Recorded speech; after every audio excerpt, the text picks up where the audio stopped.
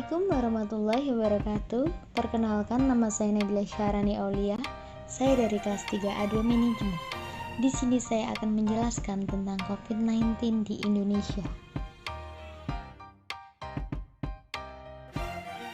Di awal tahun 2020, dunia digemparkan dengan muncul wabah penyakit di Wuhan, Cina, yaitu virus corona. Virus yang bermula muncul di Wuhan, Cina, ini merupakan virus yang sangat mematikan. Penyebarannya bahkan dibilang begitu pesat, karena baru beberapa minggu muncul sudah menyebarkan ke seluruh dunia. Dan kini virus tersebut telah menyebar luas ke seluruh dunia, termasuk Indonesia. Saat ini bangsa Indonesia dan dunia secara umumnya sedang dihadapkan pada kondisi kritis dengan tantangan global yang sama, yaitu menghadapi pandemi virus COVID-19. Berbagai media menyampaikan dampak negatif yang timbul sehingga munculnya keresahan sosial. Apalagi banyak sekali berita hoaks yang bermunculan terkait corona. COVID-19 di Indonesia dibumbuhi info adanya kabar yang kurang enak didengar, antara percaya dan tidak percaya kalau adanya COVID dipolitisasi sedemikian rupa oleh oknum-oknum yang sengaja mengambil keuntungan dari adanya wabah ini.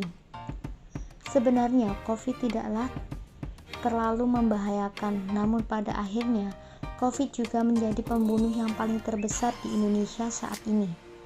Banyak kasus yang terjadi, seseorang yang sakit bisa di-COVID-kan, yang meninggal karena sakit bisa diinfokan meninggal karena COVID, sampai terjadi anggota keluarga yang memaksakan meminta jenazah pulang karena yakin kalau bukan karena COVID. Namun ini merupakan sebagai dari cerita perjalanan COVID ini terjadi di Indonesia.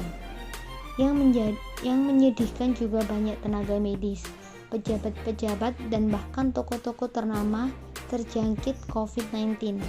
Masihkah kita meragukan kalau COVID ada di sekitar kita dan menjadi ancaman yang berbahaya?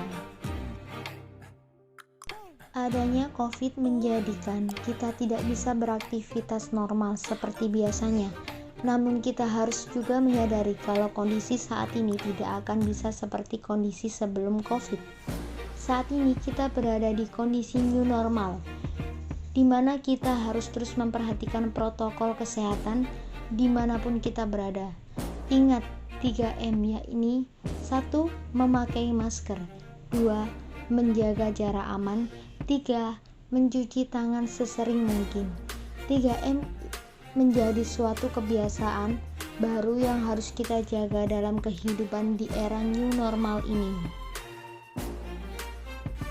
Kita sebagai warga yang sadar hukum harus terus menjadi protokol kesehatan dengan disiplin. Kita tidak boleh terlalu takut dengan kondisi yang ada, namun kita tidak boleh juga meremehkan dengan kondisi yang terjadi saat ini.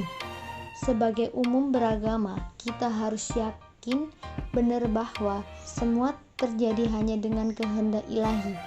Jadi berdoa dan berusaha disiplin menjaga protokol kesehatan menjadi solusi yang terbaik dalam menghadapi wabah COVID-19.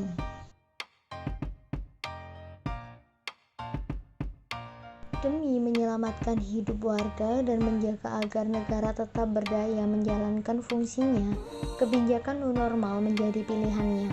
New normal diberlakukan lantaran tidak mungkin warga terus-menerus bersembunyi di rumah, yang menyebabkan terjadinya kebangkrutan, PHK massal, dan krisis sosial.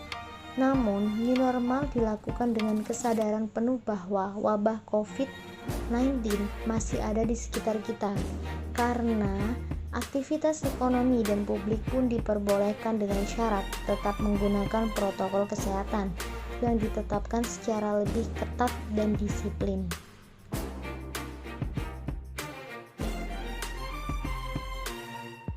Demikian presentasi dari saya. Apabila ada salah kata, mohon dimaafkan. Wassalamualaikum warahmatullahi wabarakatuh.